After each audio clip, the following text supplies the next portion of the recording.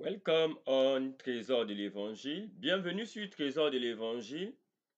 Today we will continue with our topic, what the Bible says about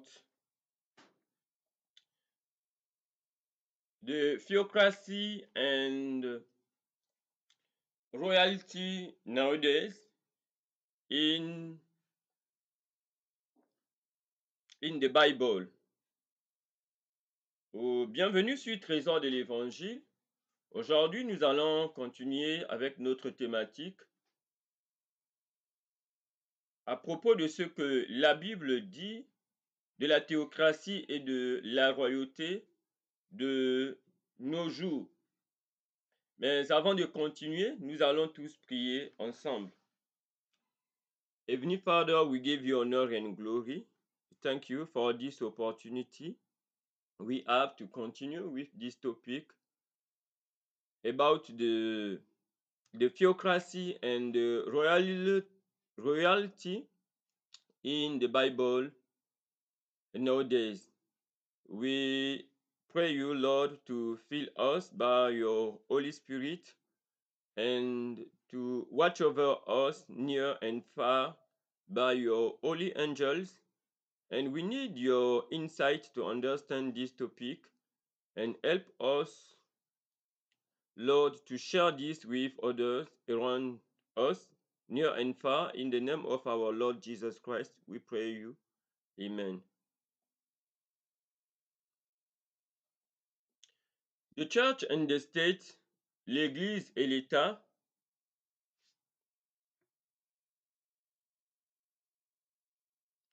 what the Bible says about the theocracy and the royalty nowadays. Que dit la Bible à propos de la théocratie et de la royauté de nos jours?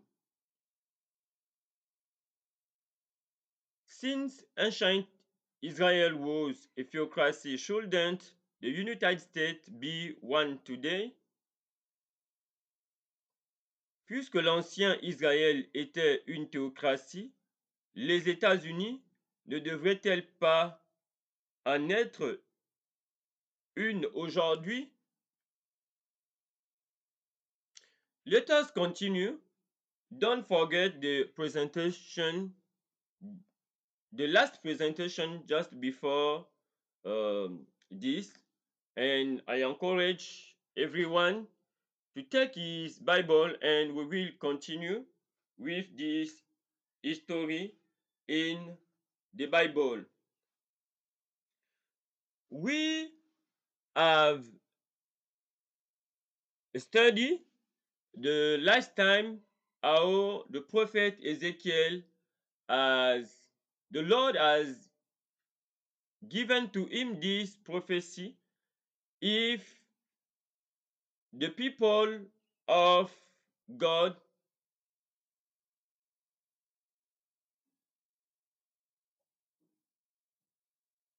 repent and listen to his prophecy, how the Lord will continue to maintain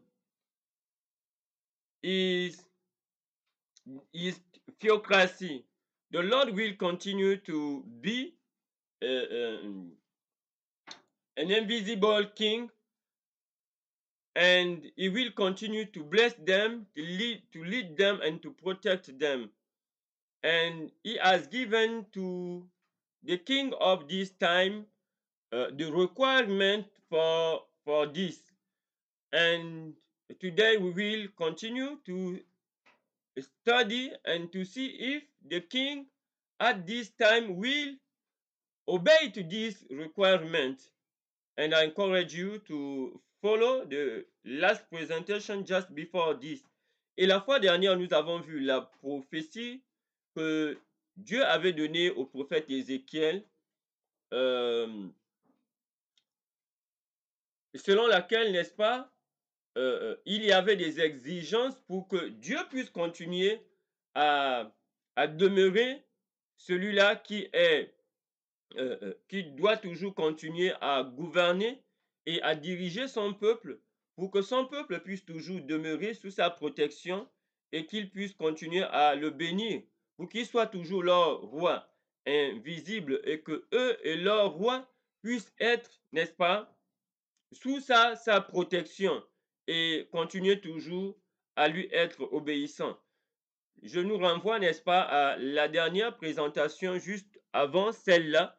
Aujourd'hui, nous allons continuer, n'est-ce pas, cette histoire pour voir si le peuple d'Israël, le peuple de Dieu, le peuple de Juda, n'est-ce pas, va toujours, va continuer à garder les recommandations de Dieu pour que la théocratie, n'est-ce pas, puisse demeurer.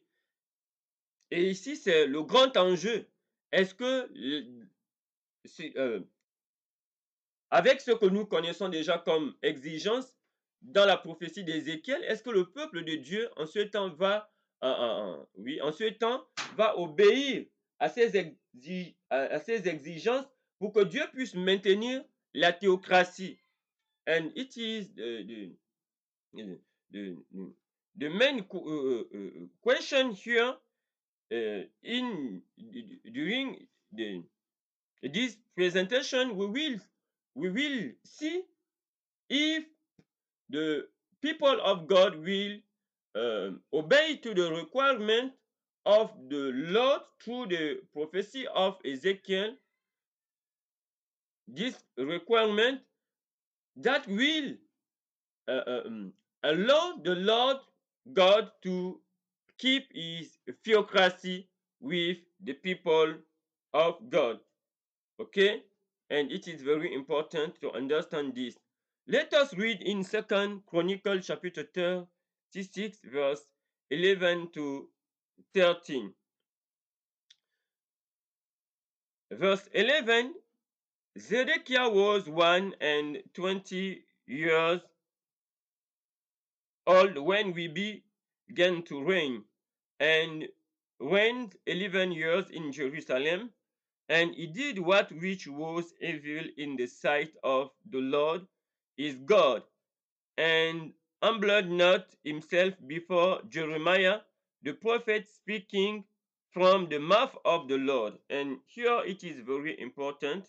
We are we know that the, the we are in the kingdom of the south, kingdom of Judah, and the theocracy until here is uh, is remaining in this kingdom of south of Judah. But here we have Sedecius. We have many kings just before him, and we know that the Lord has warned them through Ezekiel for the danger that the he will punish them, and if they have refused to repent. Okay, and here we have Zedekiah, and the Bible says that Zedekiah uh, uh, mm, mm, Zedekiah has refused to listen to the prophet Jeremiah, because the prophet Jeremiah has has has foretold the captivity. When we read, for example, in the book of the prophet Jeremiah, the chapter 17, uh, the chapter 17, for example, we will see how the Lord warned, has warning the people of Judah. Okay, you everyone can uh,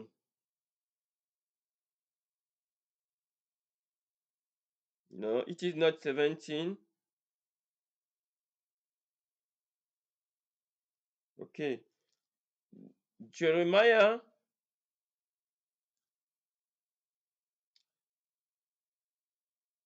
Okay.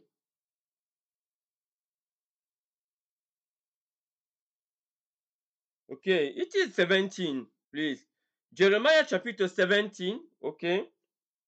When you read all this chapter, you will see the warning uh, uh, um, uh, um, of the Lord to the people of Judah through Jeremiah. Okay, it is Jeremiah chapter 17, and one of these um, eh, among all these warning, we have the warning about the Sabbath day.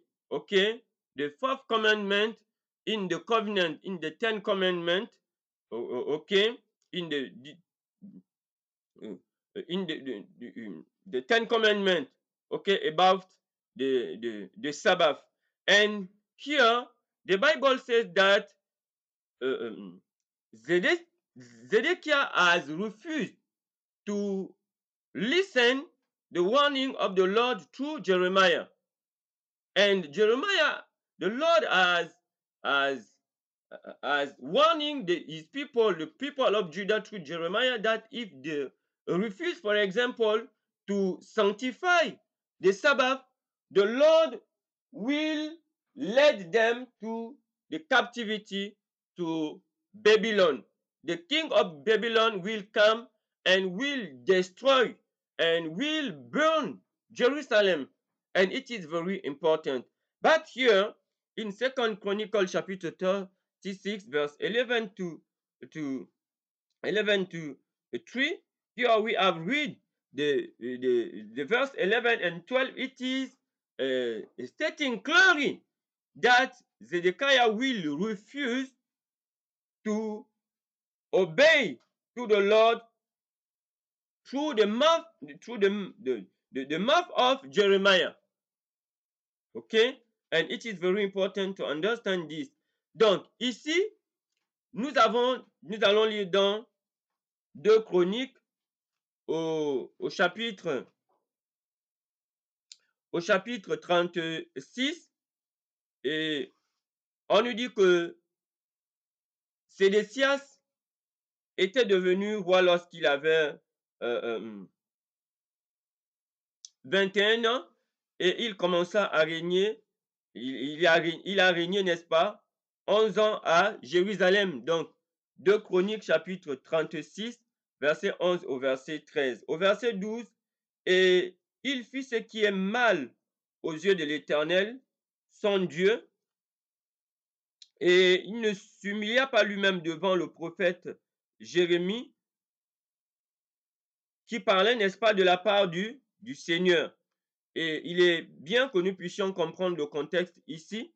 Lorsqu'on nous lisons par exemple dans Jérémie au chapitre 17, nous voyons l'avertissement que Jérémie, l'avertissement que Dieu avait donné à Jérémie, de dire à son peuple, au peuple de Juda, que s'il ne se repentait pas, s'il ne sanctifiait pas le jour du sabbat, n'est-ce pas, Dieu devait les conduire en captivité. Dieu devait envoyer le roi de Babylone, qui devait arriver et qui devait les punir.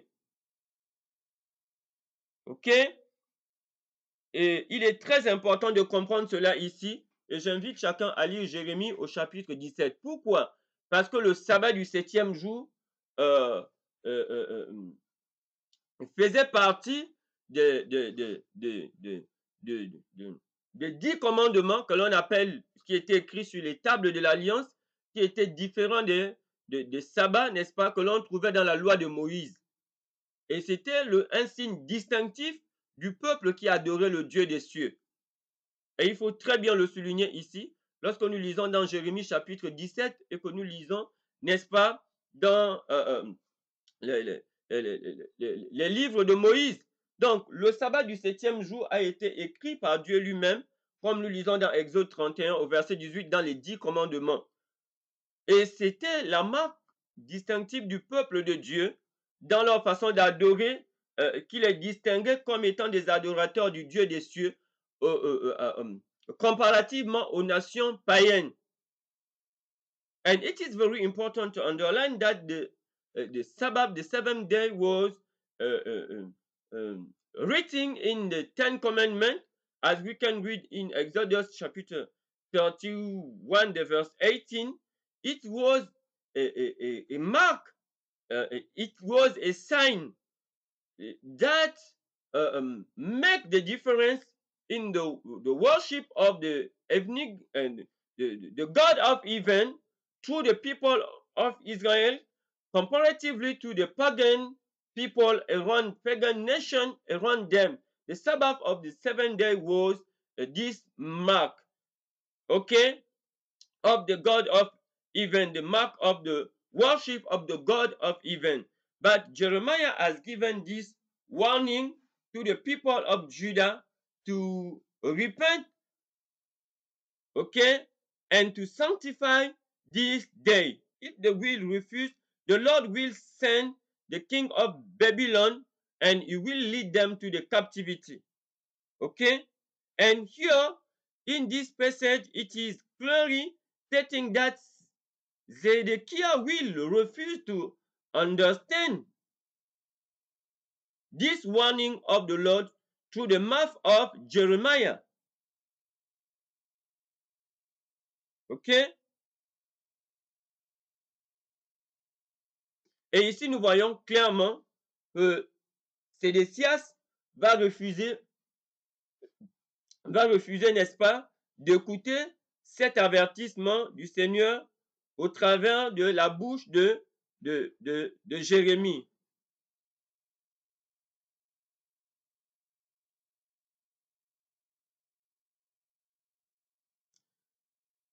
Second Chronicle chapitre 30, 36 verse 13, okay? And he also rebelled against King Nebuchadnezzar, who had made him swear by God. But he stiff-necked his neck and hardened his heart from turning into the Lord God of Israel. And here we are the same history of King Zedekiah. And the Bible says that finally the king of he will not understand the warning of we are giving a summary. He will refuse to listen Jeremiah the prophet, and the king of Babylon, Nebuchadnezzar, will come and he will destroy Jerusalem, and he will burn, he will destroy the temple, and he will destroy his temple, and he will lead, he will make he will make captive the father of Zedekiah, Joachim, and his brother will become a king, but he will also rebel against the king of Nebuchadnezzar. That is why Sedecius, he will be king at the place of his brother. But he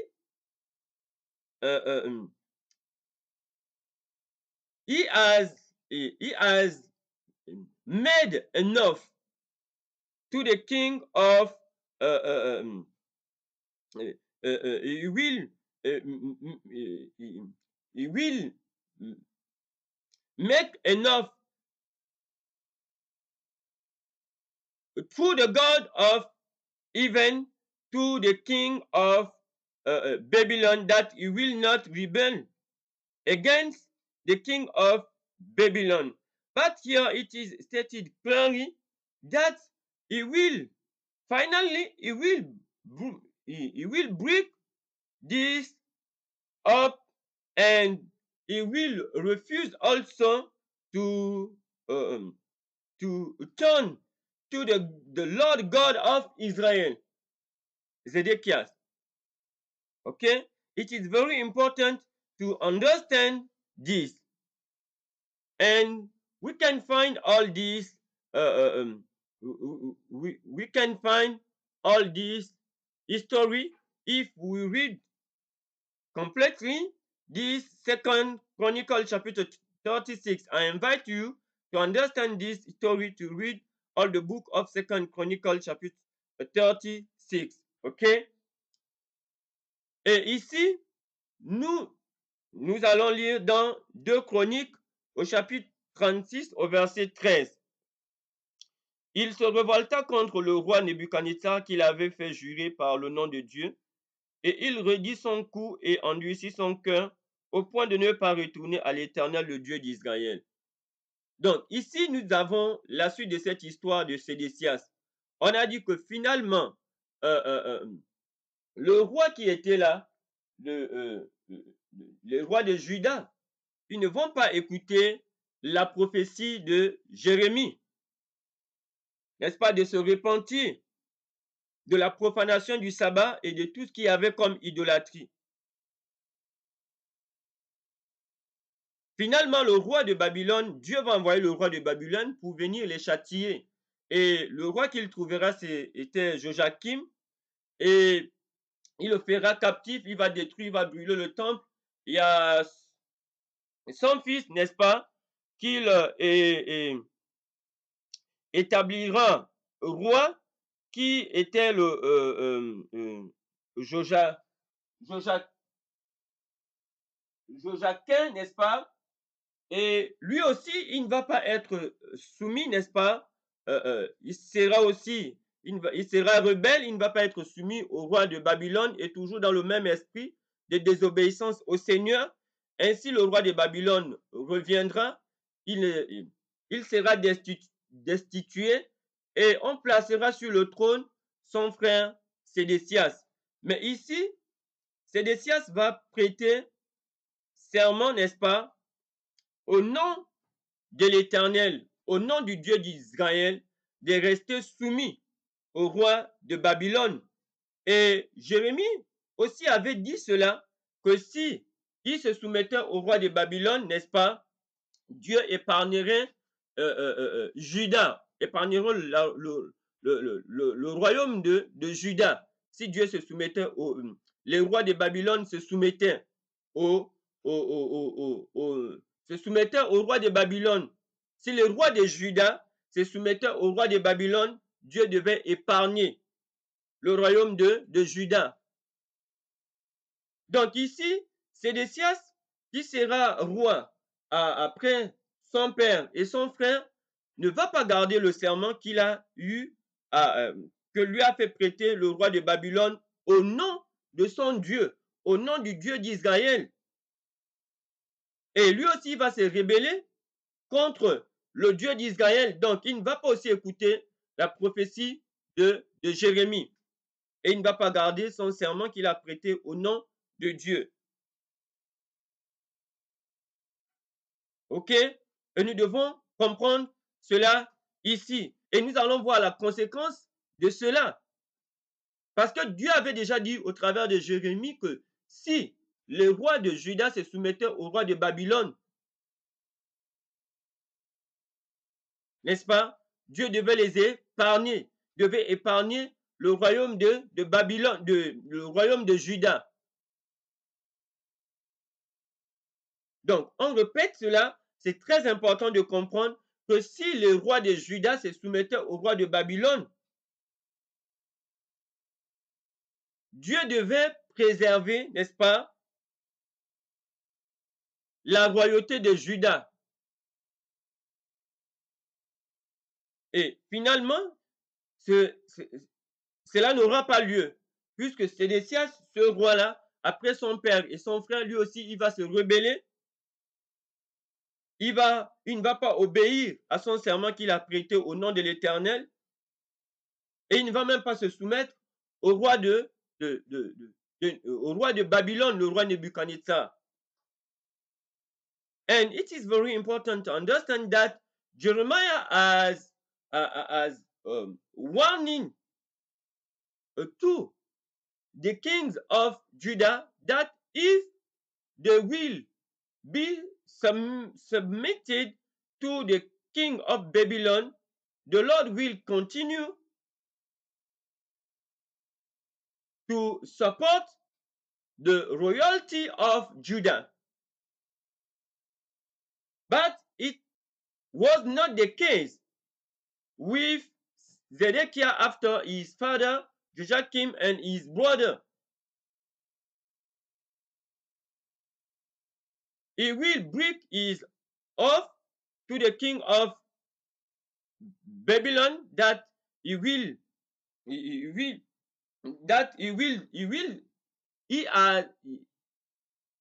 swears through the Lord during this oath.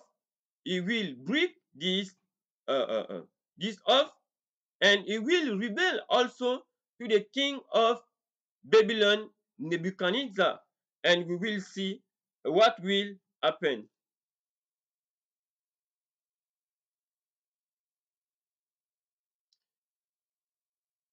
Ezekiel chapitre 21, de verse 25 to the verse 27.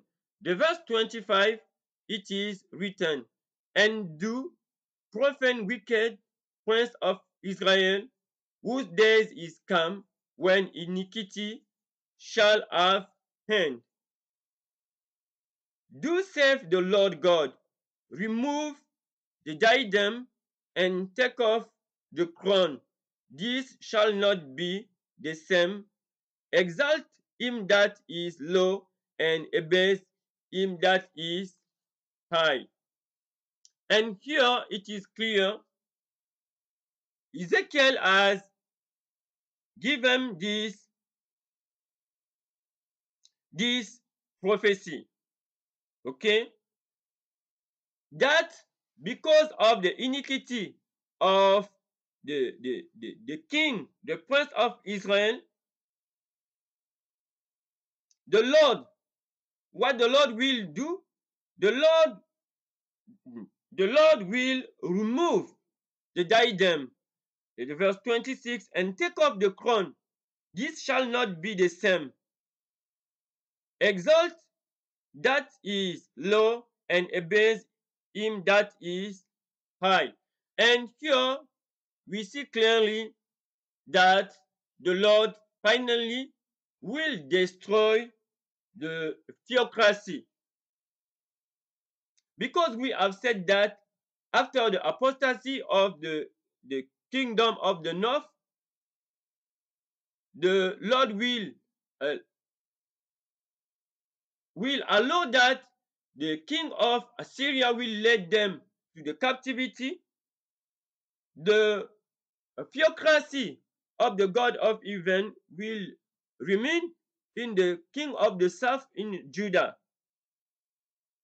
And here we see that after many years, the kingdom of Judah will fall into apostasy. And prophet Jeremiah, the prophet Ezekiel was the instrument, were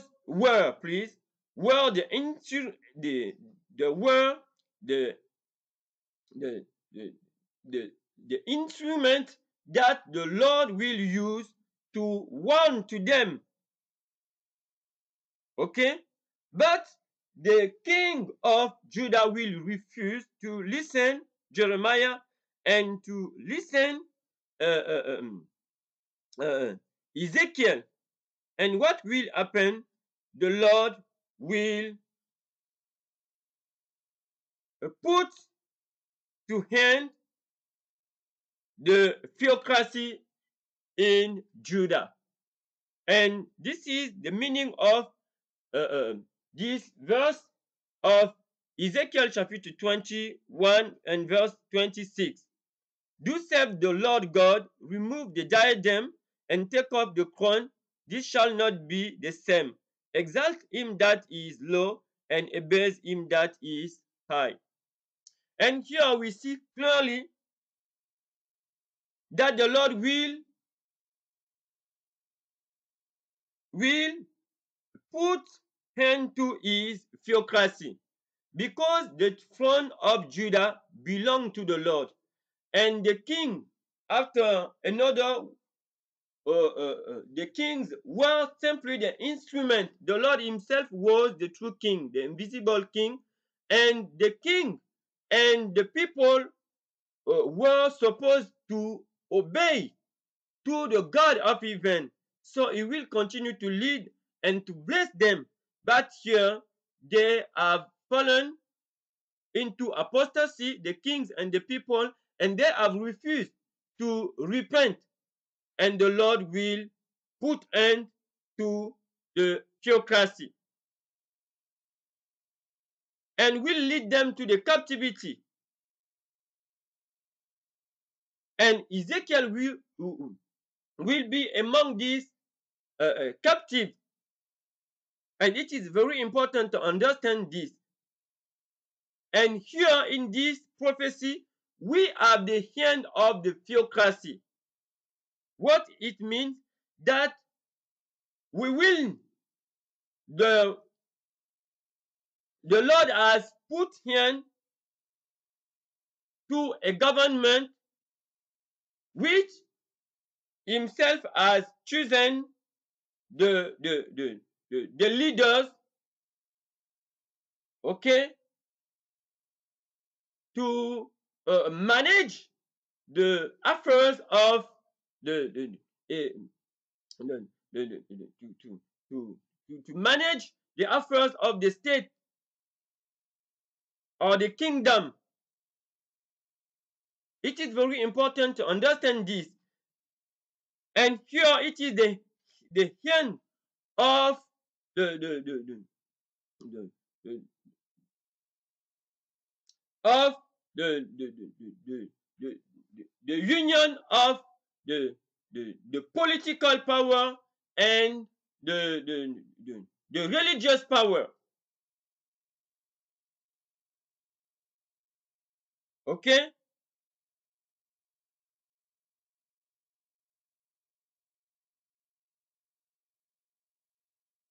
And it means that it is the end that we have a government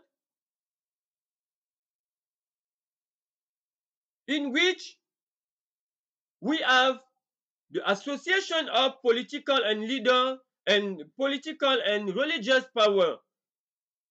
The end of a government that we can find that in this government you have the leaders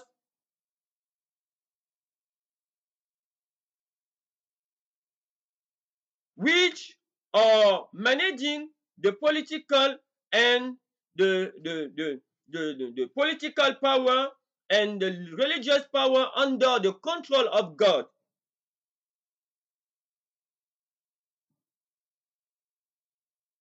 Okay? It is very important to understand this.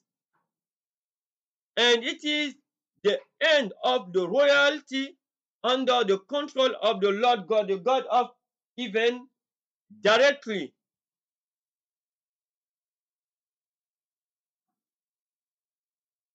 Donc, ici, nous allons lire dans Ézéchiel au chapitre 21. Ézéchiel au chapitre 21. Il y a un décalage dans la version anglaise et la version française. Donc, ici, dans Ézéchiel au chapitre 21, il y a un décalage pour ceux qui lisent en français comparativement à la version anglaise. Donc, Ézéchiel chapitre 21, il faut bien noter cela. Nous allons lire du verset 30 au verset 32. OK? Ézéchiel chapitre 21 du verset Ézéchiel, donc ici ce passage d'Ézéchiel chapitre 21 plus cela, et il y a un décalage. Et dans la version française, nous allons lire dans Ézéchiel, dans la version anglaise, c'est chapitre 21 du verset 25 à 27. Et dans la version française, nous allons lire du verset 30 au verset 32. Donc nous allons commencer à lire le verset 30 et 31. Et toi, profane, méchant prince d'Israël, dont le jour arrive au temps où l'iniquité est à son terme, ainsi parle le Seigneur, l'Éternel. La tiare sera ôtée, le diadème sera enlevé, les choses vont changer, ce qui est abaissé sera élevé et ce qui est élevé sera abaissé. Donc ici, en un mot, en résumé, nous avons la fin, les rois de Juda, étant donné que Dieu avait Dieu avait puni le royaume du nord d'Israël. Ils étaient allés en captivité à cause de leur désobéissance. La royauté, la théocratie, n'est-ce pas, était restée avec les rois de Juda. Donc le trône de Dieu, les rois de Juda occupaient le trône de Dieu. Parce qu'il faut comprendre ici que dans la théocratie, n'est-ce pas, c'est le roi de Juda. Le roi de Juda était un instrument entre les mains de Dieu. Aussi longtemps qu'il devait rester soumis avec le peuple, servir Dieu pour que Dieu puisse continuer à les bénir, à les conduire, à les diriger. Mais ici, on va arriver à un niveau d'apostasie. Dieu finira par envoyer le roi de Babylone qui viendra et qui les amènera en captivité. Finalement, Dieu va mettre fin à sa théocratie. Dieu va leur retirer, n'est-ce pas, la royauté. C'est-à-dire que ce serait la fin de la théocratie, où le Dieu des cieux met fin à un gouvernement que lui-même il a, n'est-ce pas, lui-même en fait il dirige.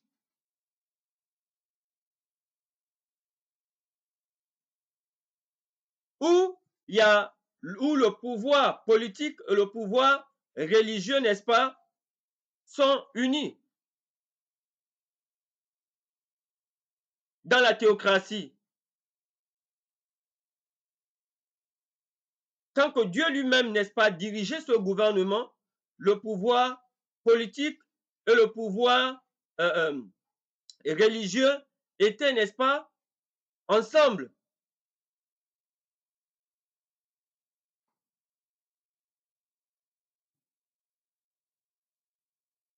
N'est-ce pas? Donc, ces pouvoirs cohabitaient, n'est-ce pas, sous le contrôle de Dieu lui-même. Même si le roi représentait, n'est-ce pas, le trône représentait le pouvoir, n'est-ce pas, politique, et les sacrificateurs et tous les autres, n'est-ce pas, représentaient le pouvoir religieux, mais les deux cohabitaient, n'est-ce pas, sous le contrôle de Dieu lui-même.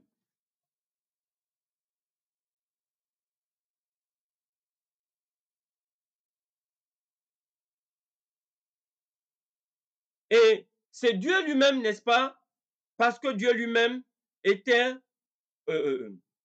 au contrôle. Donc ici, c'est la théocratie. Mais avec le péché au verset, dans la version française, au verset 30, Dieu va mettre fin à la théocratie. Donc on dit ainsi par le Seigneur l'Éternel au verset 31, Ézéchiel chapitre 21 au verset 31, ainsi par le Seigneur l'Éternel, la tiare sera ôtée, le diadème sera enlevé, les choses vont changer, ce qui est abaissé sera élevé, ce qui est élevé sera abaissé. Ça veut dire que nous avons la fin ici de la théocratie.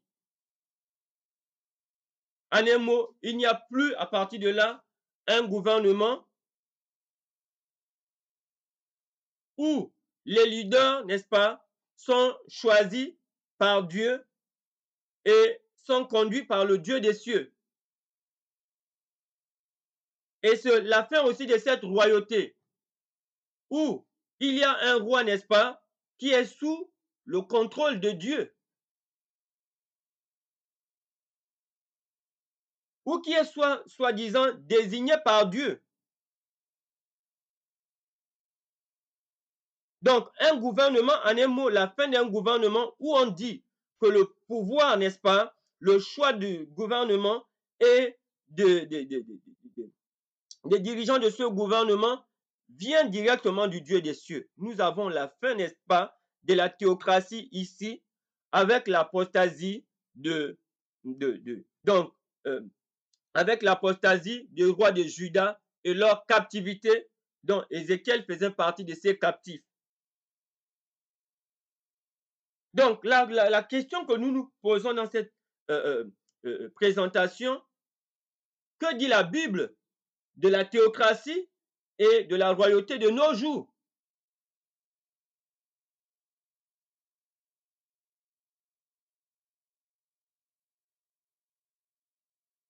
Donc, nous voyons que depuis le temps de la chute de Juda, n'est-ce pas, de leur captivité, Dieu a mis fin à quoi?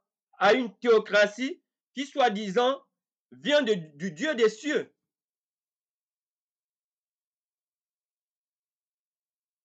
On a dit que les États-Unis veulent bâtir une théocratie chrétienne où le gouvernement sera exclusivement chrétien, les lois seront chrétiennes, en se référant à la Bible. Mais ici, la Bible nous révèle que depuis le temps de la chute du royaume de Juda, du roi de Juda, n'est-ce pas, du peuple de Juda, à cause de leur désobéissance et de leur péché, Dieu les a conduits à la captivité à Babylone. Dieu a mis fin à quoi? À cette royauté,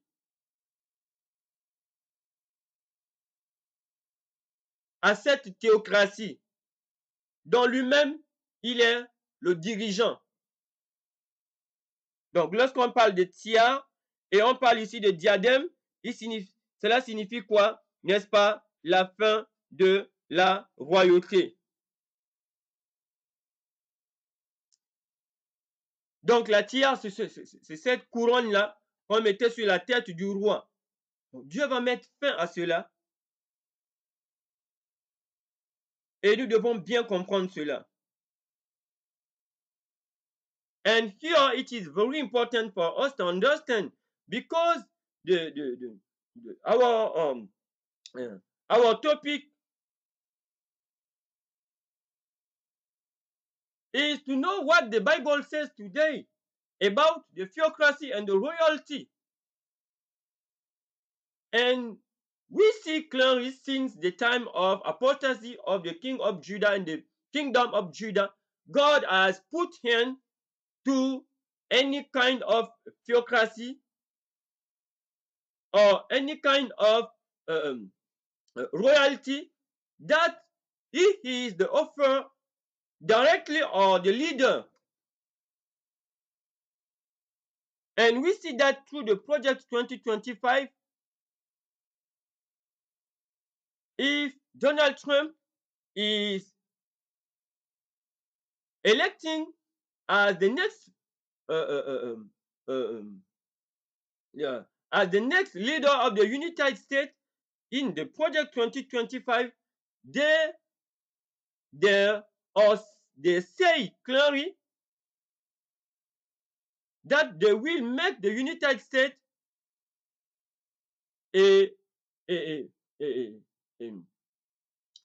exclusively a Christian nation.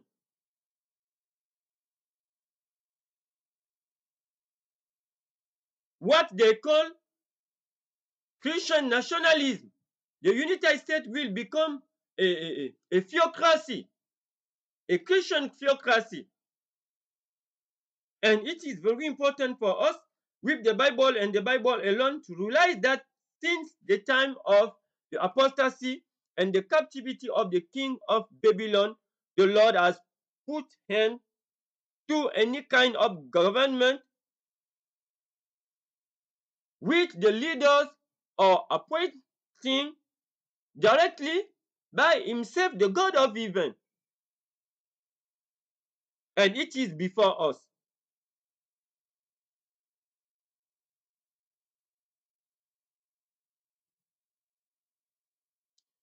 Ezekiel chapitre 21 verse 25 to 27. We have read the verse 25 and 26. We will read the verse 27.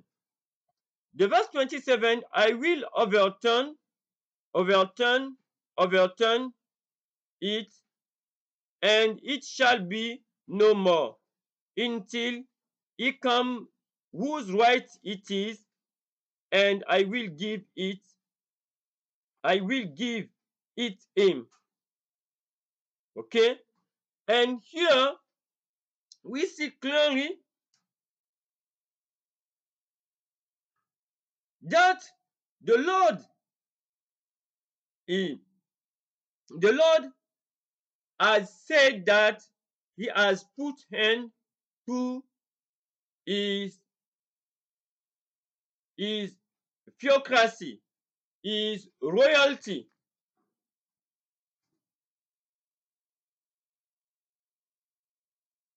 A human being, theocracy and royalty under his control by his choice until one day that he will establish it again in a far future.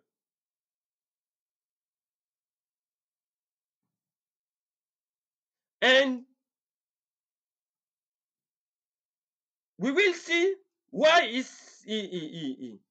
said I will overturn it, and it shall be no more until it come whose right it, it is, and I will give it him. And we know that Ezekiel was among the captives, and the people of Judah will be slaves, will be captives in the the the the kingdom of Babylon, a pagan kingdom, because the kings of Judah and their people they, they were they have disobeyed to the warning through the mouth of Jeremiah, Ezekiel, and so others. And the Lord has removed the tire and the diadem. He has put hand to through the kingdom of Judah.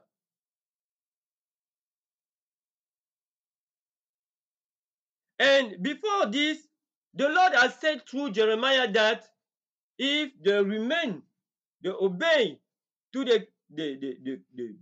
the captivity will last 70 years.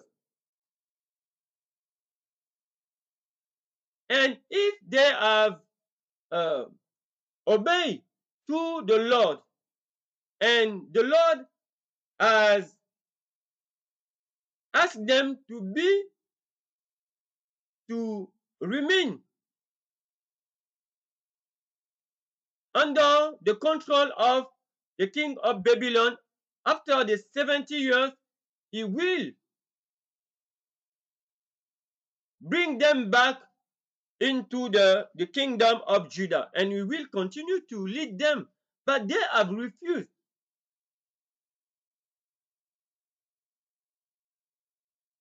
And here, the Lord said, I will overturn it, and it shall be no more until he come whose right it is, and I will give it him. And here the Lord is prophesied clearly that one day he will give his throne, which he has removed from the kings of Judah, to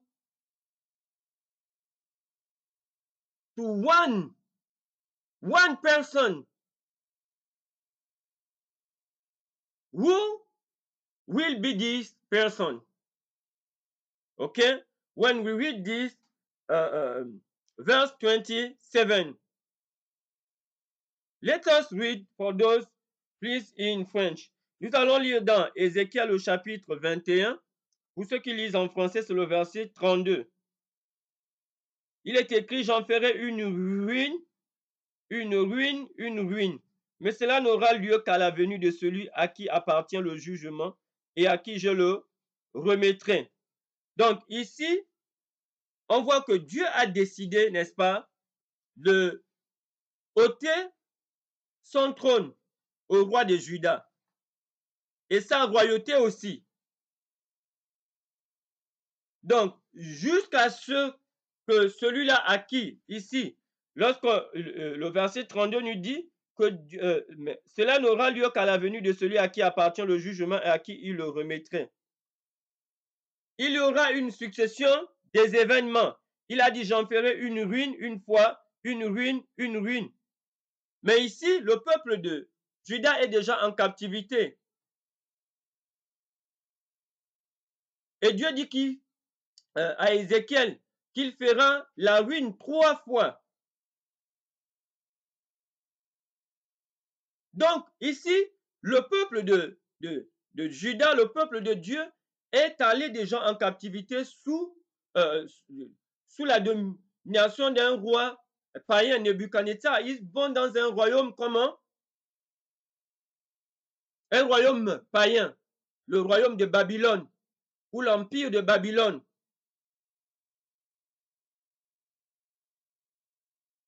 Et Dieu dit quoi?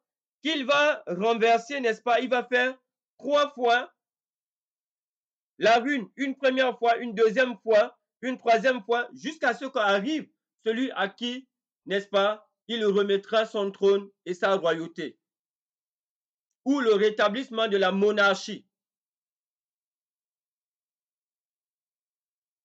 Et nous allons voir comment est-ce que Dieu fera ces 3 ruines. Étant donné qu'ils étaient déjà captifs dans le royaume de Babylone, un royaume païen, parce qu'ils ont refusé d'obéir au Dieu des cieux.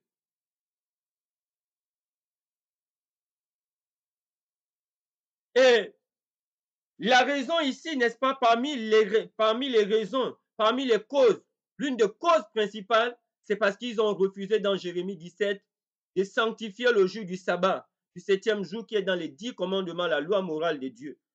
And we need to understand that among many reasons, among many causes, one of the reasons why God has led his people to the captivity, to the kingdom of Babylon, is the fact that they have refused to sanctify the 7th day, which is in the moral law of God in the 10 commandments. When we read Jeremiah chapter 17, and I encourage everyone to read this. But here, the Lord said that 3 times he will overturn. And now the people of Judah is in the captivity. And the Lord has warning that one day he will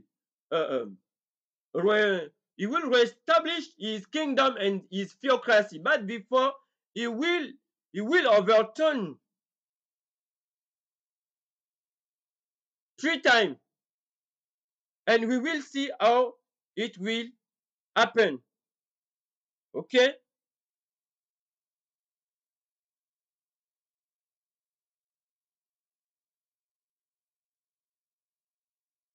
Here we have Daniel chapitre 2. And Daniel, ok, comme nous venons de le dire, le Seigneur avait déjà dit qu'il fera la ruine 3 fois. Avant, n'est-ce pas, de rétablir, il redonnera sa théocratie à celui à qui cela revient de droit.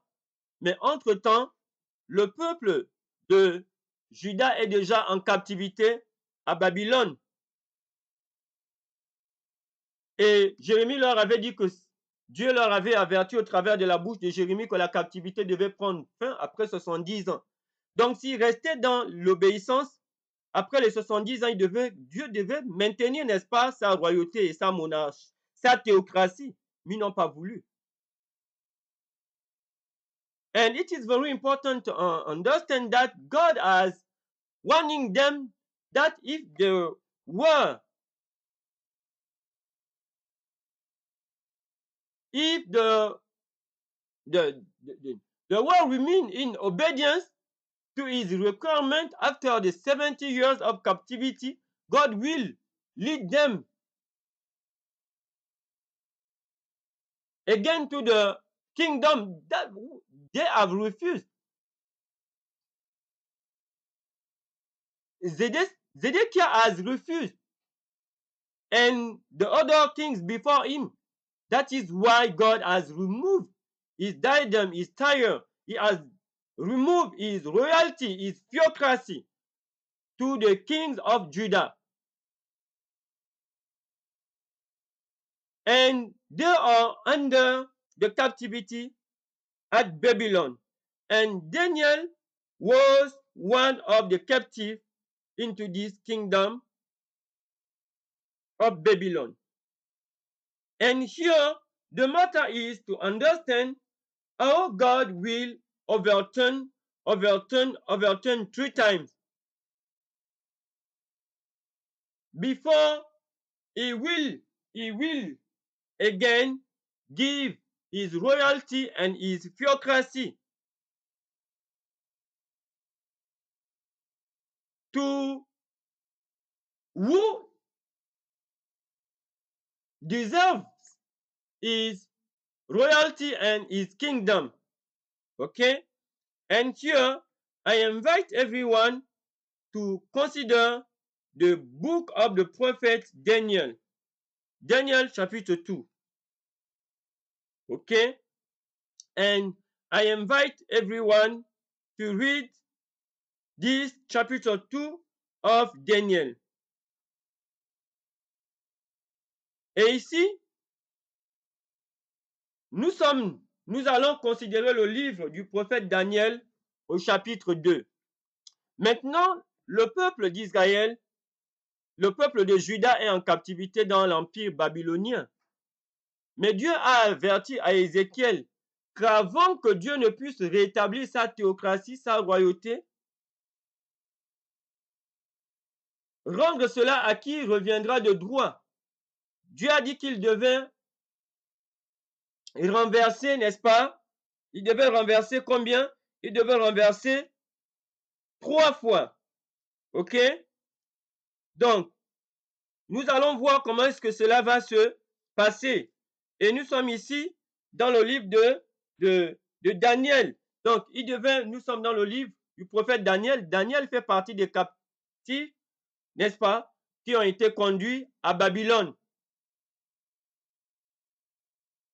Alors qu'à Ézéchiel, il avait dit à Ézéchiel que avant que sa royauté, sa théocratie ne soit rétablie, il devait rendre cela à qui cela de droit. Il devait avoir la ruine 3 fois. Pour ceux qui lisent en français, Ézéchiel chapitre 21 au verset 32. Et pour ceux qui lisent en anglais, comme on a vu, n'est-ce pas? Comment est-ce que cela va se passer? Et nous avons l'explication de comment est-ce que Dieu devait faire cette ruine 3 fois avant le rétablissement de sa théocratie, de sa monarchie. And here in the book of Daniel, we will see how God will overturn 3 times before to render his theocracy, his royalty to who deserves it.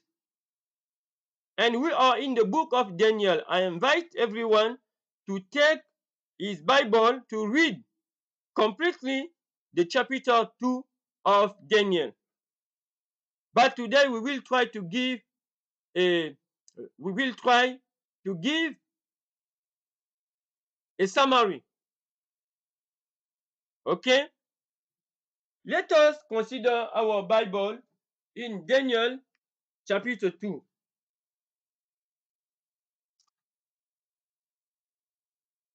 take our Bible in Daniel chapitre 2.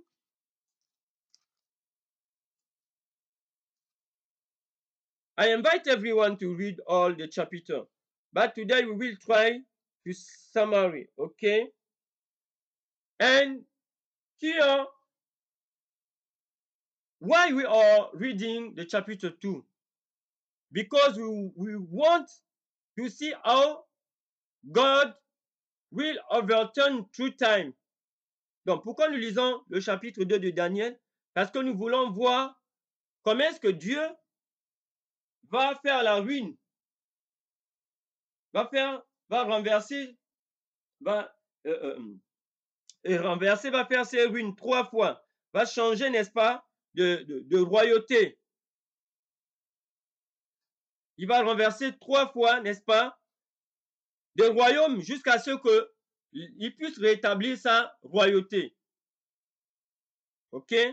And let us read Daniel chapter 2, and the summary is here the people of Judah is at the captivity, and they are under the rule of the king, a pagan king, Nebuchadnezzar, and in a pagan kingdom, Babylon.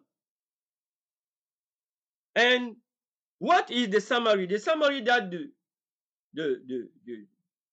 the kingdom, the king of Babylon, Nebuchadnezzar, will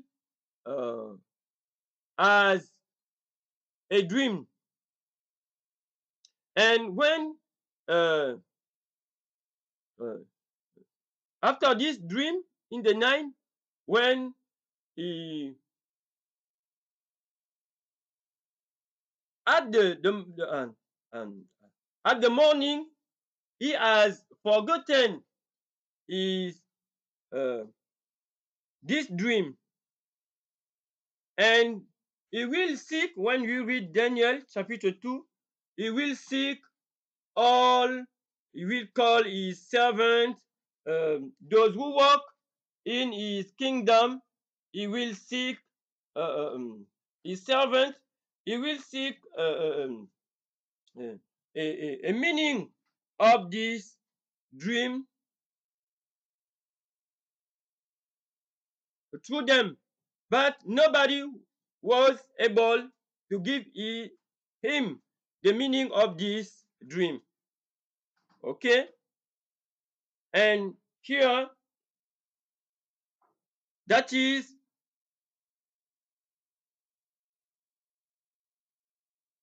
the character of Daniel will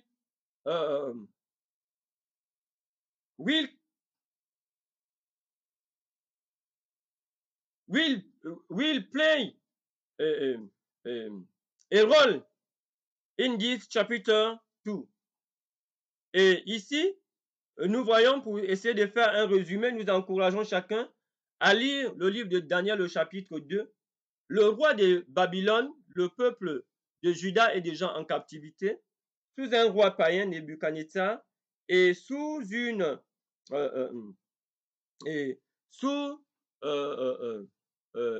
un royaume païen, Babylone. Mais le roi de Babylone aura un rêve, et au petit matin, il va oublier ce rêve et il va appeler tous ses serviteurs qui étaient autour de lui pour chercher à avoir l'explication. Personne ne sera à même de pouvoir lui donner cette explication. Et c'est là où le personnage de Daniel, qui était parmi les captifs de Juda, n'est-ce pas, où il va jouer un rôle. Donc nous allons lire dans Daniel à partir du verset 32. Let us read in Daniel chapitre 2 from the verse 32, 31. Nous allons commencer à lire à partir du verset 31 et nous vous encourageons à lire tout le chapitre depuis le début. And we encourage everyone to read this chapter since the beginning. Daniel chapitre 2, we will begin from the verse 31, but we encourage everyone to read all the chapter. Okay, verse 31. Do King sawest, and behold a great image. This great image was brightness, was excellent, stood before thee, and the form thereof was terrible. Et ô roi, tu as vu une image, cette grande image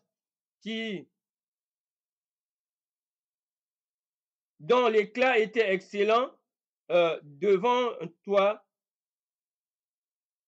and the form thereof was terrible, et sa forme était terrible. This image head was of fine gold. L'image de cette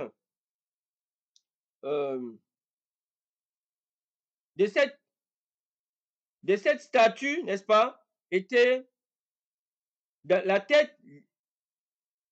Cette statue avait une tête en or, and his breast and his arm of silver, et sa poitrine et ses bras étaient d'argent, his belly and his thigh of brass, et le ventre, le cuisse d'airain, his legs of iron, and his feet part of iron and part of clay, et ses pieds étant partie de fer et d'argent. Voilà. D'où sowest still a stone, till that a stone was cut out without end. Et tu l'as vu jusqu'à ce qu'une pierre vint sans le secours d'aucune main, which smote the image upon his feet that were of iron, et jusqu'à ce qu'une pierre vint et a frappé les pieds de cette statue, des pieds de fer et d'argile, and break them to pieces, et a brisé cela en pièces. Then was the iron, the clay, the brass, the silver and the gold broken to pieces. Et ainsi, le fer, l'argile, les reins, l'argent et l'or ont été brisés en pièces. Together, ensemble, and become like the chaff of the summer,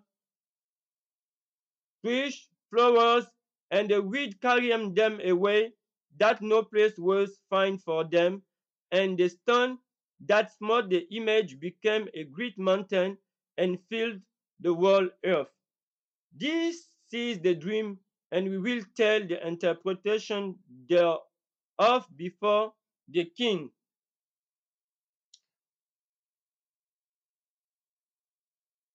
Et ici, n'est-ce pas,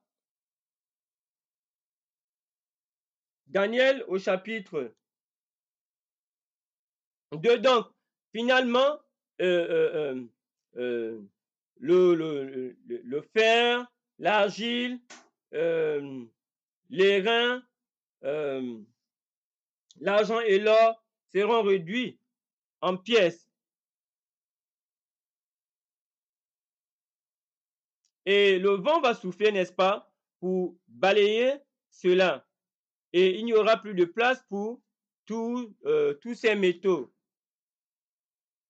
And the stone that smote the image became a great mountain and filled the whole earth.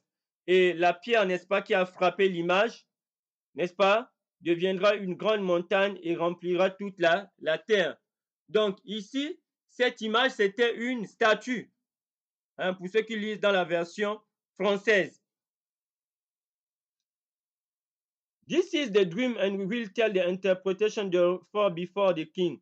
Et cela est le rêve, et nous allons donner l'interprétation, n'est-ce pas, devant le roi. You king are a king of kings, for God of heaven has given thee a kingdom, power and strength and glory. Et oh, le roi, tu es le roi des rois et le Dieu des cieux, n'est-ce pas, t'a donné le royaume, la puissance et la force et la gloire. And was over the children of men dwell, the beasts of field and the fowls of heaven have he given into thine hand, and have made thee ruler over them, and thou art his head of gold. Et où que se trouvent les enfants des hommes, les bêtes des champs, les oiseaux des cieux, Dieu a donné tout cela, n'est-ce pas? A, a, a confié cela, n'est-ce pas? En fait, lui a donné le pouvoir sur tout cela et a fait de toi le dirigeant de tous. And tu es la tête d'or. And here it is clear we have the explanation. It was a statute, the dream of Daniel, a statute with uh, a diff with it is a great statute. You can try to represent it in your mind. A great statue with a head that was of gold, the um, breast and arm of silver, his belly and thigh of brass, his leg of iron, his feet part of iron and part of clay. Okay? And a stone will come. Hmm? Was and you see in this drum a stone was come and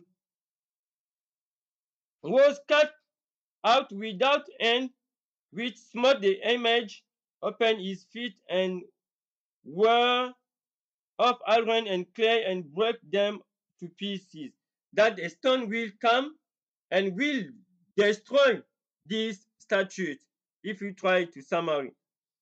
Et ici, nous comprenons que dans ce rêve, Daniel avait vu, n'est-ce pas, une grande statue on peut essayer de se la représenter.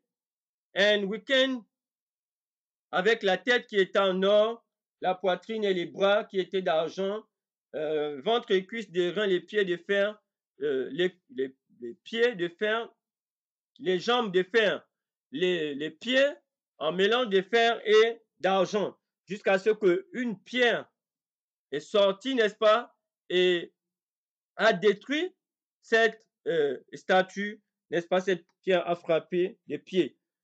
And what is important for us? What is important for us here is to understand we need to understand the interpretation or the explanation of this dream. And here we have this explanation of the dream at the verse 38. Do at the end of this verse in the King James Version, later it is written, the verse 38, that do are this head of gold. Okay? It means that the kingdom of Babylon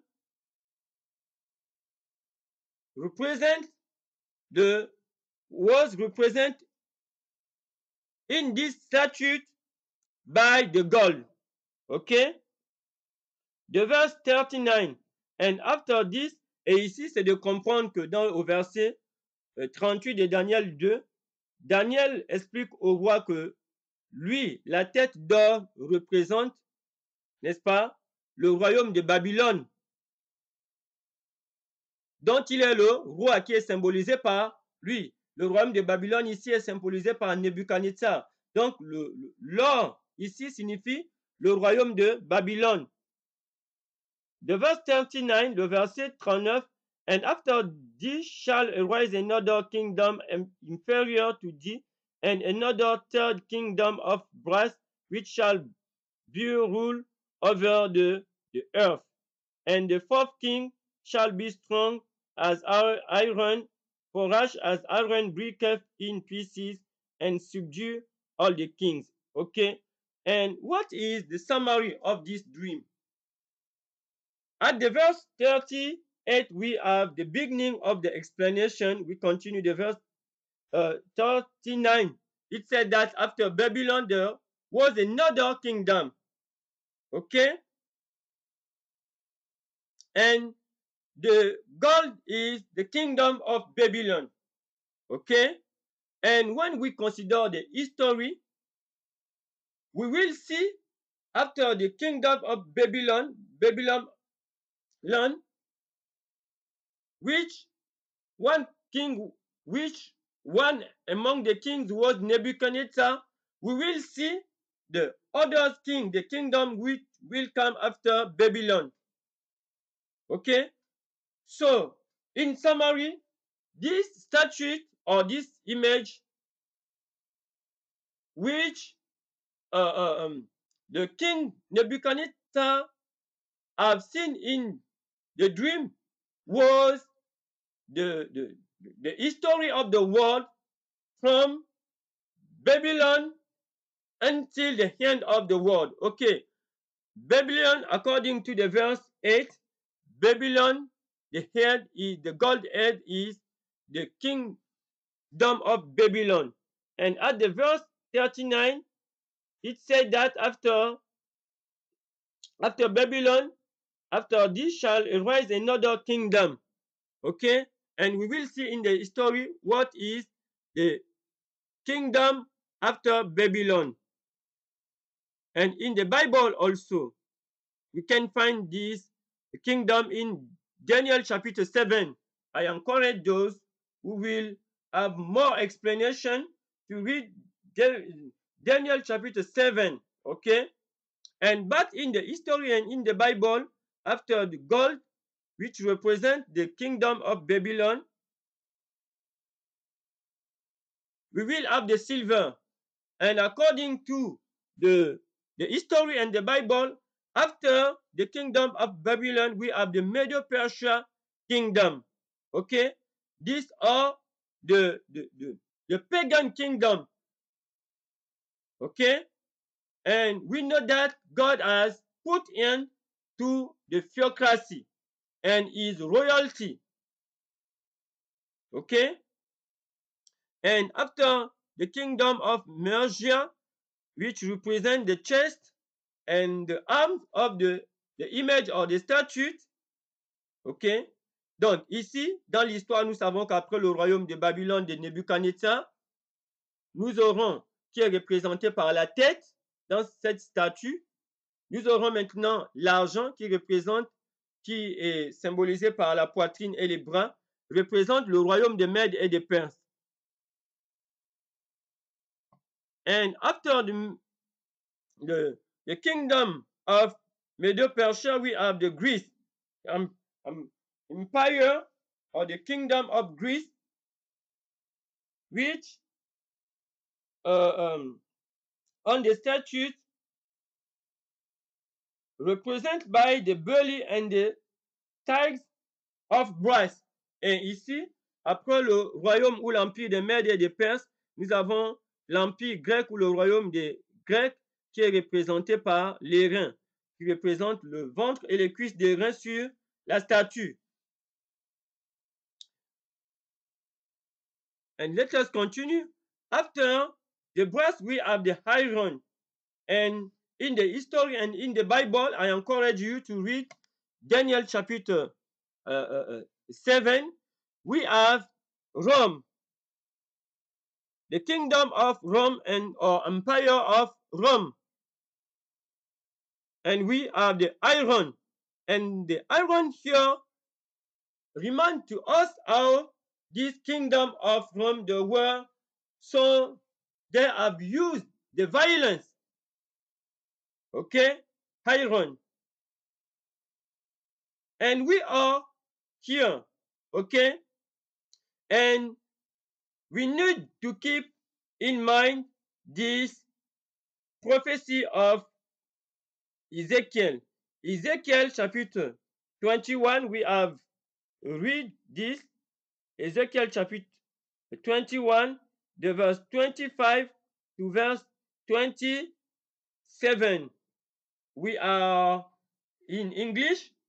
And in, donc, nous ne devons pas oublier la prophétie d'Ézéchiel au chapitre 21.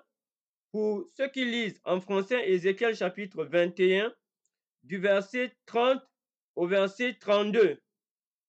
And in this chapter, the Lord has promised that he will overturn one time, the second and the third time, in until the time that he will reestablish his royalty and his theocracy. He will give it again.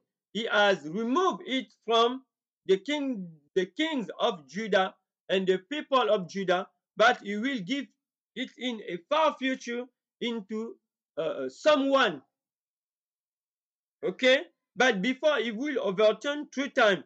And the people of Judah is in captivity to Babylon. Donc nous devons comprendre qu'avant que Dieu ne rétablisse sa théocratie ou sa royauté, à qui de droit il remettra, il a dit qu'il devait ravager, il devait faire de ruines 3 fois. And here, this kingdom that he will reestablish, the royalty and the theocracy, is symbolized in this dream by the stone. Okay? And it is very important to to notice this at the verse 35. Okay?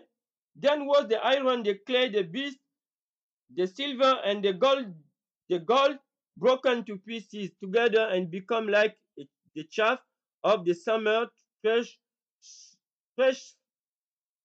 threshing flowers, and the wind carrying them away, that no place was found for them. And the stone that smote the image become a great mountain and filled the whole earth. Okay? And this stone will become a kingdom. Okay? And we need to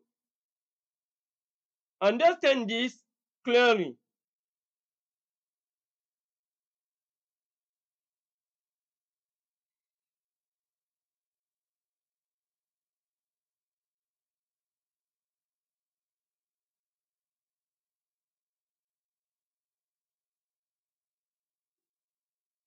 And when we read in Daniel chapter 2, verse 44, I have said that I encourage everyone to read this chapter of Daniel chapter 2 completely.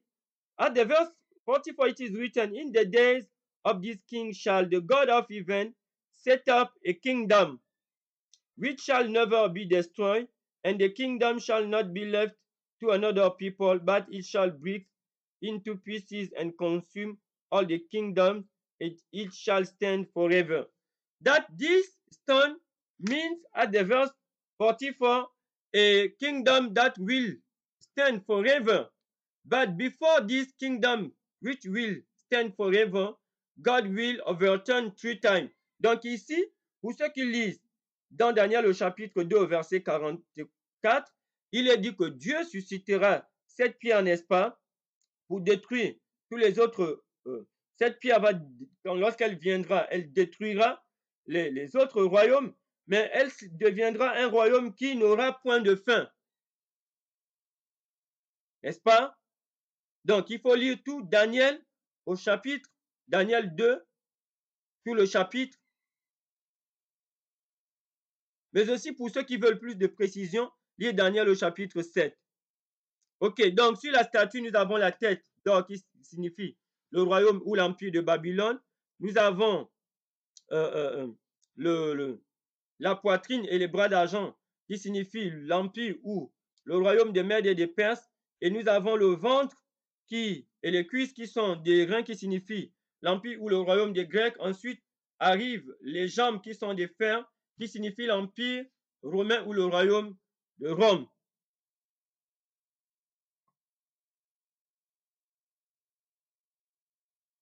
Et ensuite arrive la pierre, n'est-ce pas? La pierre, après le royaume de Rome arrive la pierre, qui signifie le royaume de Christ, comme nous lisons au verset 44. As we can read in Daniel chapter 2, the verse 44, this stone is the kingdom of Christ. After the iron, which represents the kingdom, which represent the empire, the Roman Empire, And the stone means the kingdom of Christ, because it is written that it shall stand forever, the kingdom of Christ. Okay? And we study this to understand clearly that before the kingdom of Christ, which is represented, uh, which is uh, um, which is symbolized by the stone in the dream of the king Nebuchadnezzar that Daniel has given explanation. The Lord has will not will the will we cannot find before the kingdom of Christ the royalty and the theocracy. Okay? We cannot have a theocracy, a government where we have the the the the, the union of political and religious power, or a government with the men which are uh, supposed to be chosen by God to manage the affairs of state. It is very important to underline this. I repeat, before the kingdom of Christ, God is showing today to us that on this earth,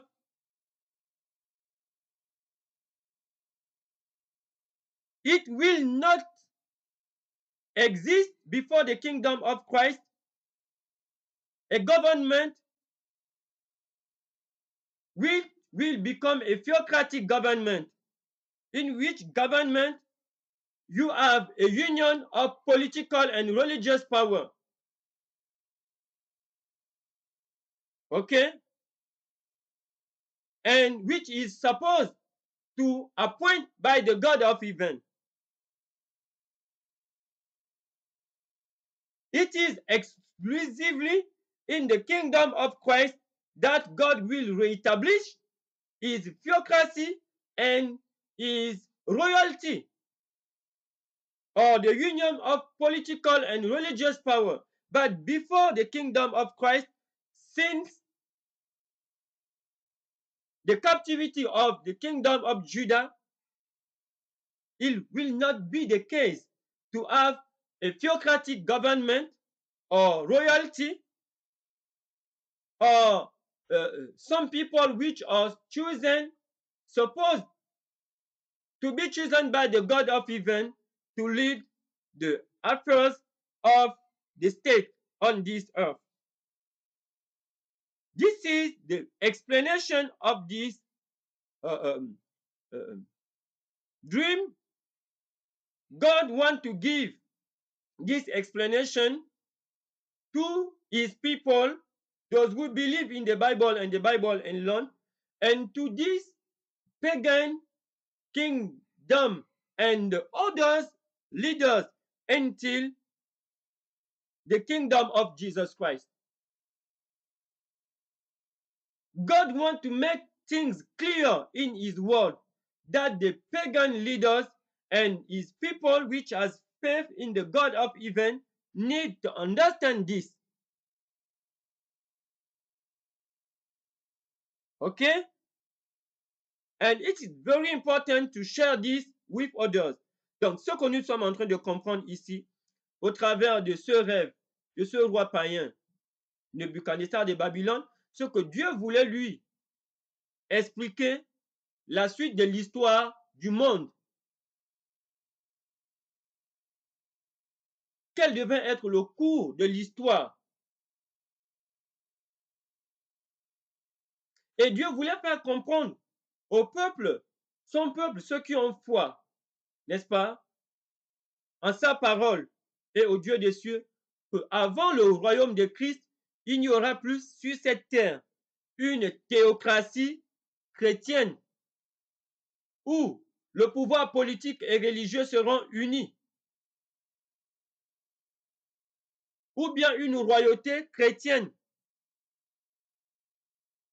ou un gouvernement dans lequel il y a des hommes qui sont soi-disant des femmes ou des gens qui sont choisis par le Dieu des cieux pour conduire les affaires de l'État, l'union de l'Église et de l'État. Dieu a dit qu'il n'y aura pas cela. Il n'y aura plus cela jusqu'à l'établissement du royaume de Jésus-Christ. Jusqu'au second retour du Seigneur Jésus-Christ. Donc nous devons comprendre que cette pierre ici symbolise le royaume de Jésus-Christ lorsque nous lisons dans Daniel chapitre 2 verset 44. Et je nous encourage à lire ce livre de Daniel au chapitre 2 et Daniel chapitre 7 aussi, de comprendre que ce sont des empires. Et le roi Nebuchadnezzar, n'est-ce pas, lorsque nous considérons l'histoire, on dit qu'il a existé. Le royaume de Babylone a existé de 605 à 538 avant Jésus-Christ. Par là, n'est-ce pas? Après est venu le royaume de Mède et de Mède et des Perses qui a régné de 538 à 331 avant Jésus-Christ. Ensuite est arrivé le royaume, l'empire ou le royaume des Grecs de 331 à 168 avant Jésus-Christ. Ensuite est arrivé Rome de 168 avant Jésus-Christ à 476 après Jésus-Christ. Et depuis, il n'y a plus eu un empire ou bien un royaume planétaire mondial, selon ce rêve de Daniel. Donc nous voyons que Daniel, le roi de Nebuchadnezzar, ce rêve-là remonte autour de 600 ans, n'est-ce pas, avant la naissance de Jésus-Christ. And we see clearly that we have this dream of the king Nebuchadnezzar around 500 or 600 years before the birth of our Lord Jesus Christ. And the history of the world has followed this dream. Et l'histoire du monde a suivi, n'est-ce pas, ce rêve.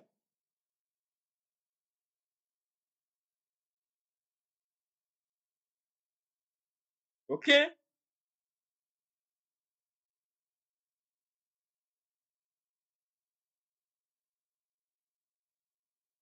And don't forget our prophecy of Ezekiel chapter 21 verse 25 to 27. At the verse 27, the Lord, Ezekiel chapter 21 verse 27, the Lord has said that he will overturn until he will come whom he will reestablish his theocracy or his royalty. And here, the Lord, et comme nous ne devons pas oublier la prophétie dans Ézéchiel chapitre 21, où le Seigneur a promis de ruiner 3 fois, n'est-ce pas, au verset 32. Donc, Ezekiel was among the captives. Ézéchiel était parmi les captifs. Donc, le Seigneur va lui dire qu'il va ruiner 3 fois. OK. So, he will overturn at the first time from the kingdom of Babylon to the kingdom of Persia. It is the first time. Donc, Dieu, après le royaume de Babylone, ce royaume va passer, il va ruiner ce royaume, du royaume de Babylone au royaume de Mède et de Perse, la première fois. OK? Donc, ce serait la première ruine ou la première chute. Cela fait référence ici à Ézéchiel chapitre 21. au verset 32, pour ceux qui lisent en français, donc Ézéchiel chapitre 21 du verset 30 à 32, l'accomplissement de cette prophétie. For those who read in English, it is the fulfillment of the prophecy of Ezekiel chapter 21, the verse 27. Okay, the Lord will overturn at the first time from the kingdom of Babylon to the kingdom of Medo-Persia. At the second time, he will overturn from the kingdom of Medo-Persia to the kingdom of Greece. Donc, la deuxième fois que Dieu va ruiner, n'est-ce pas? Ce serait du royaume de Mèdes et de Perse au royaume de Grèce ou à l'empire grec. And the third time, he will overturn from the kingdom or the empire of Greece to the kingdom of Rome or the Roman Empire. Okay? We see clearly 3 times that after the empire of Rome, we will never have a worldwide kingdom. It is why today we have not a worldwide kingdom. Many have tried, they have failed. Many leaders of this world to establish a fourth worldwide kingdom. No, a fifth, please. A fifth worldwide kingdom, because the empire, the Roman Empire or the kingdom of Rome was the fourth. The fifth.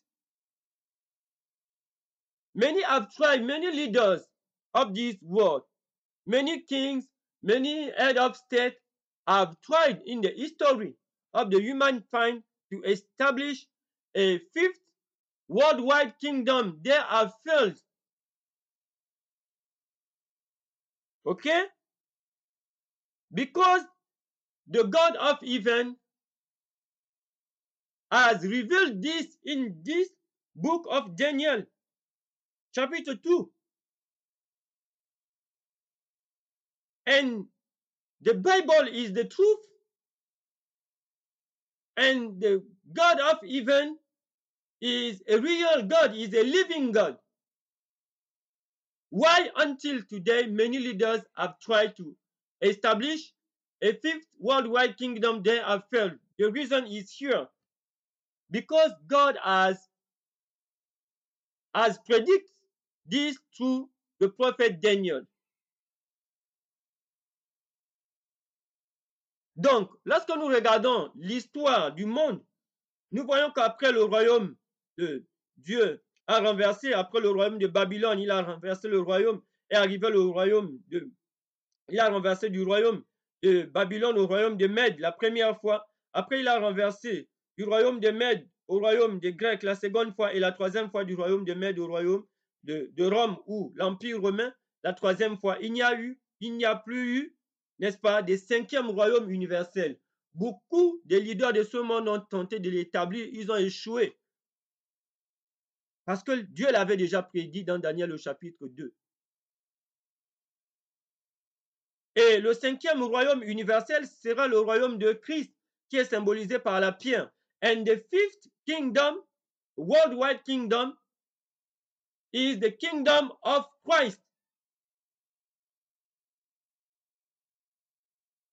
And the Bible is clear. But before the kingdom of Christ, we cannot have a theocracy, a Christian theocracy, or a Christian royalty on this earth.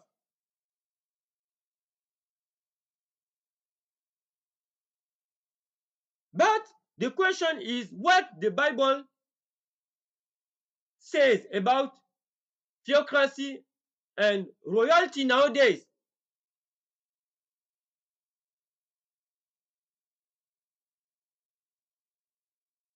The Bible says that it is impossible, despite the fact that the United States, you have the want to make a theocracy, a Christian nationalist, with the priests, the pastors, and soldiers, circle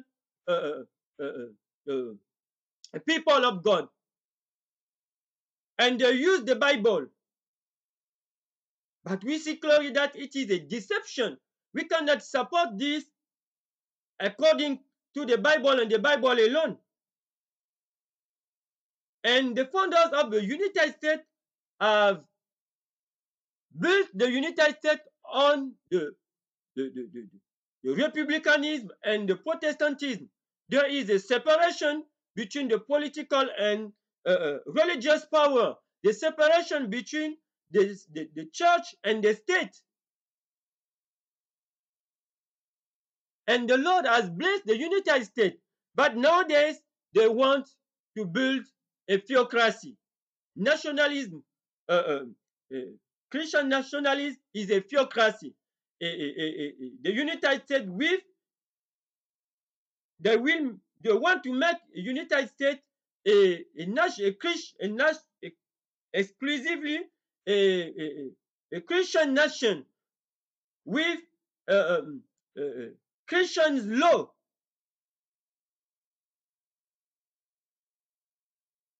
And they will use the theocratic justice. But we know that a theocratic justice fits with the judgment, with the death penalty for those who don't follow this Christian's law. And through Daniel 2, we see that it is clearly a deception.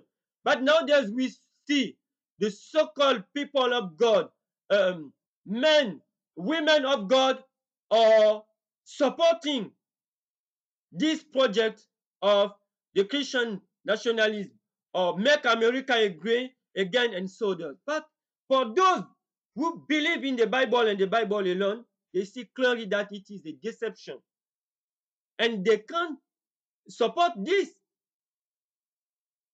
And it is the time has come for everyone to read the Bible himself and to pray. Because the devil is deceiving many.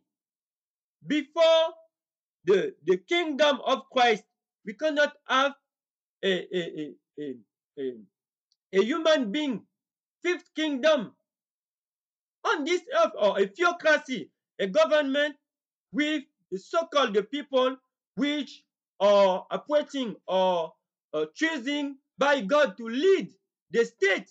And we are watching this ideology, this doctrine everywhere on this earth. The church wants to direct the state everywhere on this earth. The leaders, the religious leaders, are also the leaders in the politics.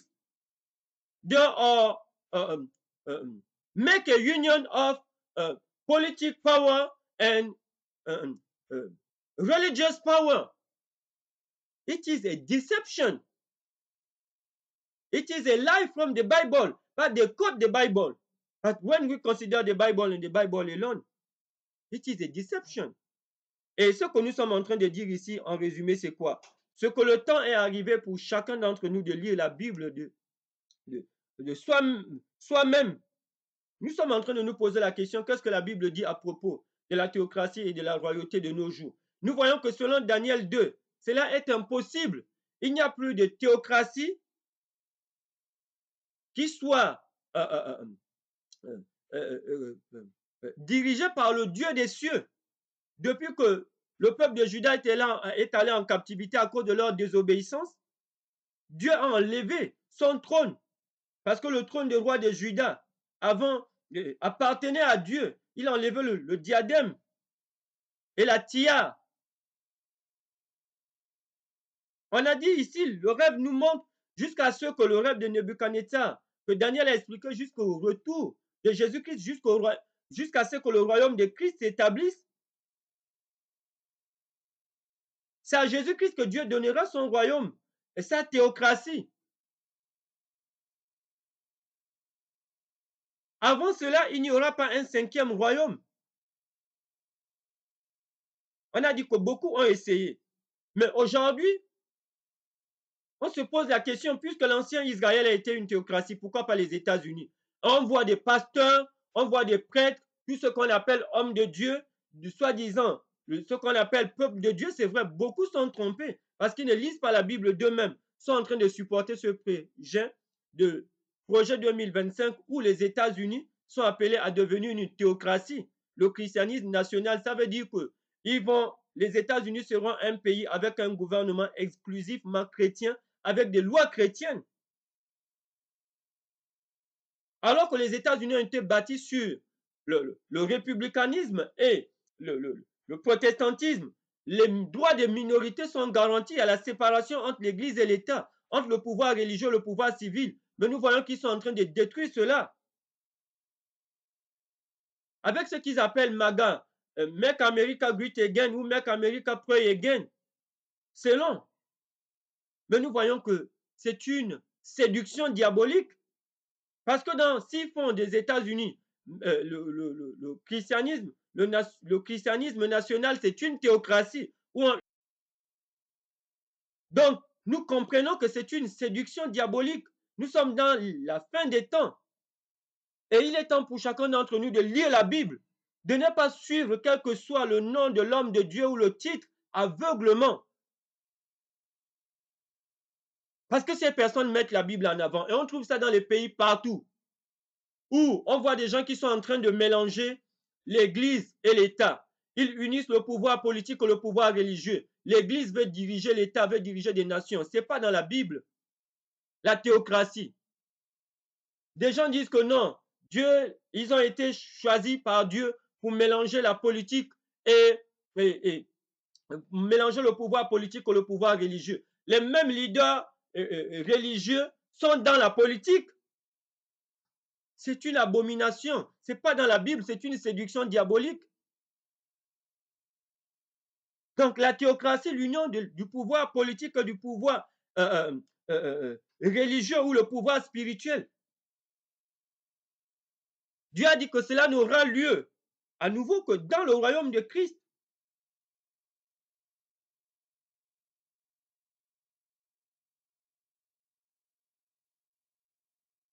Donc avant cela, on ne trouve pas ça dans la Bible. And it is clear as we have seen today. May the Lord help us to understand that it is a deception. Everywhere we can be, when we see this union of the church and the state, or this union of the political power and religious power, it is not from the Bible. Because the Lord has foretold that it is in the kingdom of Jesus Christ that we will have again the union, a theocracy, or the union of church and state. Since he has removed his Tyre and diadem from the kings of Judah. And as the people we believe in the Bible and the Bible alone, we cannot support this movement, this ideology of nationalism, Christian nationalism, as we are watching in this campaign at the United States.